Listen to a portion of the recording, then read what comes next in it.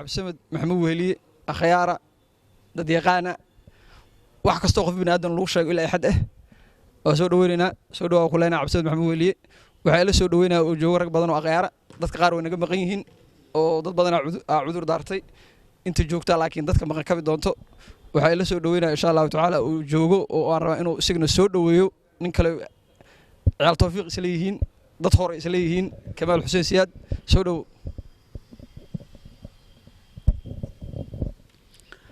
بسم الله السلام عليكم ورحمة الله وبركاته وكو فرحسن أنا كسو غيب قالو سو دوينتا صاحبك cabdisamed maxamuud weheliye waxaa laga yaabaa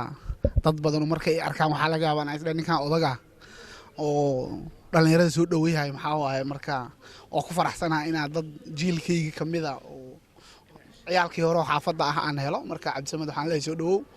qurbaan waa isla joognay haddana intaan joognaa xaafadii waaye soo dhawow insha Allah akhyaar badan ay joogto oo iyagana maxaa la yiraahdaa isboortiga xaafadda kamid ah waxaan rajaynayaa insha Allah qofka ugu xigay inuu yimaado insha Allah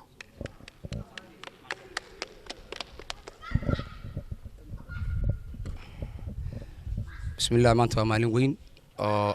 aad u mudan in aan soo dhaweeyno walaalkeen cabdisamed dheere oo waddanka UK nooga yimid marka waxaan rabnaa inaan kubad yar maanta aan ku soo dhaweyno mid sagootin oo sameey doonaado alla yiraaho marka waxaan doonayaa in aan walaalkeen kale aan wax ka siiyo inkastoo xoogaha in muddo naga maqnay hadda korna garoonka jabay aan ku soo dhaweynay qaybta suuqbacad waagii qaasim oo joogay xilliga fataq media marka waxaan leeyahay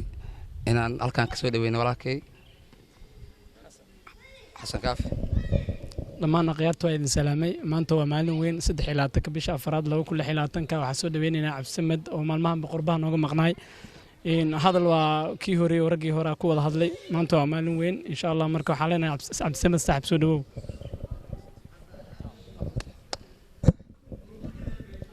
walaal assalaamu calaykum waraxmatullaahi wabarakaatuh soo dhawow walaalkeen cabdisamed lajan hore ciyaal tawfiiq anigoo ka wakiil ciyaal laanta maanta waxa halkan ku soo dhaweynaynaa lajan walaalkeen cabdisamed dalkaaga oo ku soo dhawaa waxa rajaynayaa inaa waqti qurux badan wada qaadan insha Allah السلام عليكم ورحمة الله وبركاته بعد السلام وحن أدو ما دعينا ولا الله ما أنت إسكو هؤلاء كلن كان سو دوين تأه وأنا كفر حسنا هاي إن ما أنت كسو قرب موضوع الصحاب أن هوري محلي هذا قرام بدنا إسكو قبناي سيدو كلا ما أنتو